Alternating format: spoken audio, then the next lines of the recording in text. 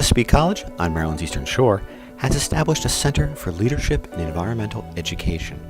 Center Director Greg Farley explains how CLEEn got its start. We hired Dr. Viniar as our incoming president, and it very rapidly became evident that she wanted sustainability to be part of what she did for the college.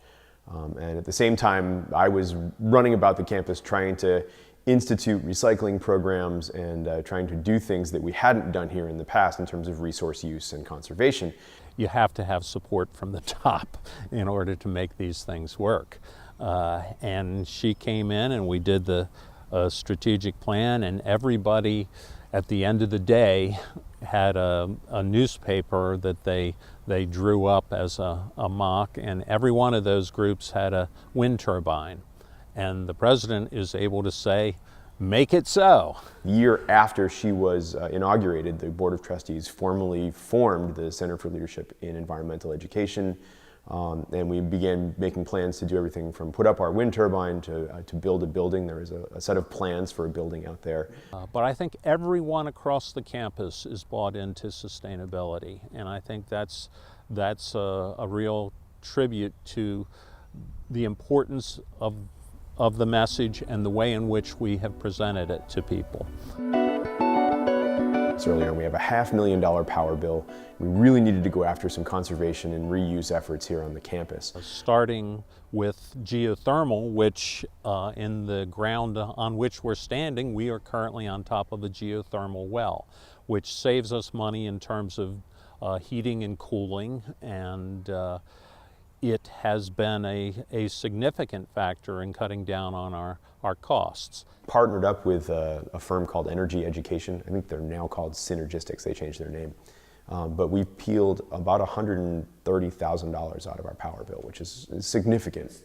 Our next building is going to be at least LEED certified, probably gold, which will require some more changes in the way in which we do things. I have plans on my desk for a 4,000 square foot off-grid net zero energy building. It's really exciting. It would sit right at the foot of the turbine, solar photovoltaic and solar hot water on the roof, tracking solar panels on the front lawn, green roof on part of the building, native landscaping and site design, geothermal HVAC, the whole 9 yards. The building's really exciting. And actually, we were able to put up a bigger turbine than we originally anticipated. So it's my hope that we do this building right, we'll be able to be a net producer of energy for the campus, which would be fabulous. And given some of the emerging technology in solar, the longer we wait, the more likely that becomes. We've gotten great cooperation from Delmarva Power and the electric cooperative down in Salisbury's Chop Tank Electric Cooperative. They've been very helpful about this. A couple of engineering firms have donated a lot of time to make the building plans come together, and so we're really excited about the possibility there. About $4 million shy on building that, so if you have $4 million hanging about, I'd love to know. The goal is to build a building that would be a living laboratory, that we'd be able to use the building itself to demonstrate and teach everything from renewable energy to building performance envelope technologies, there we go. To just be able to train students in the building trades and train students who are currently out working in HVAC, bring them in and show them what's possible in a building, and we're really excited about the possibility for that. At the same time that we were doing that, our continuing ed workforce training division really did a very active job with educating for the North American Board of Certified Energy Practitioners, the NABCEP certifications in solar installation, solar hot water installation, small wind installation, grow your business green. They are already off and running on a lot of this.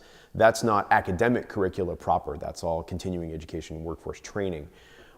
So my job right now is to try and get sustainability ideas integrated into the academic curricula, and that's a little more challenging a process. Hopefully by the end of the summer we'll have a proposal put together for a sustainable landscape architecture program that'll transfer to University of Maryland.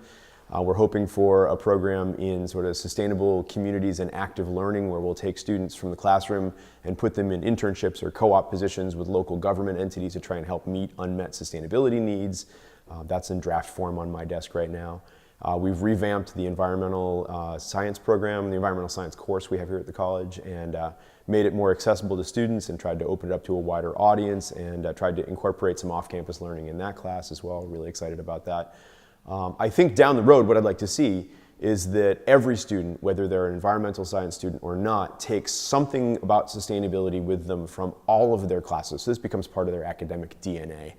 And I really would like to see that happen, because that's what's going to change the Eastern Shore, and is just to bring that sort of understanding with them when they graduate into their jobs and into their communities. That's a longer term project for sure. There's a huge need here for somebody to play the role of sort of clearinghouse and information brokerage about all things sustainability, a lot of stuff about renewable energy. So for example, I get calls across my desk, I just inherited my parents' farm, I want to know if I can put up a wind turbine. My neighbor has a solar panel, how do I get one of those? And in order to really answer that question, you've got to know something about permitting and zoning, and you've got to know about tax breaks from the state, and you've got to know about federal incentives, and you've got to know whether or not your supplier will let you do that, and if so, how they're going to meter it, and all these questions. And the college is really uniquely positioned here to really be kind of a neutral party. We're not trying to sell anything.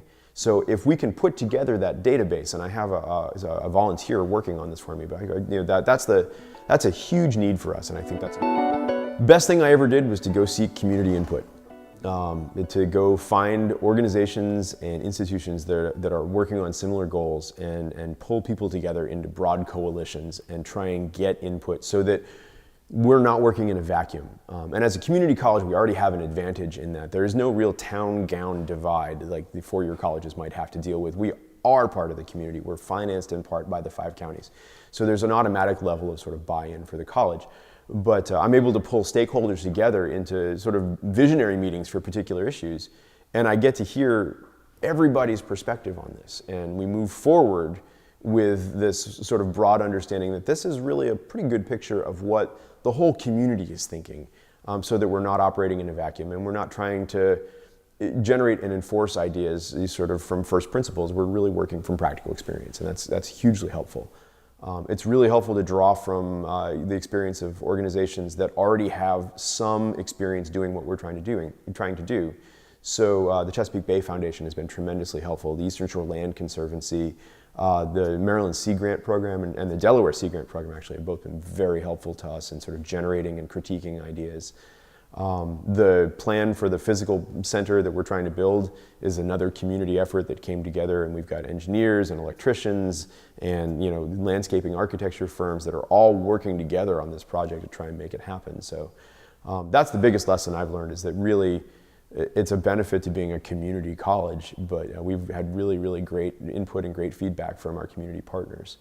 And the other big lesson is don't be afraid to lead. That's one of the things, right in the name of the center is, the Center for Leadership and Environmental Education. There's a lot of good thinking out there. There are a lot of really good ideas. And so the role of center is sometimes to catalyze these ideas, find ways to implement the good ideas that are already out there. And so the big lesson that I've been sort of very thankful to be able to learn firsthand is if you build the right coalitions and you're willing to take a leadership stance on some things, boy, you really can change what happens, and it's encouraging to see. Community of people who are fishermen and watermen, and so they're connected to the earth and the Chesapeake Bay, and saving the bay is an important part of their life. Their way of life is disappearing. So for Chesapeake College, it becomes a question of serving our community. My fondest wish is that when I finally get to retire, that every student who graduates from the college takes some of that with them when they go. And that's my next big step.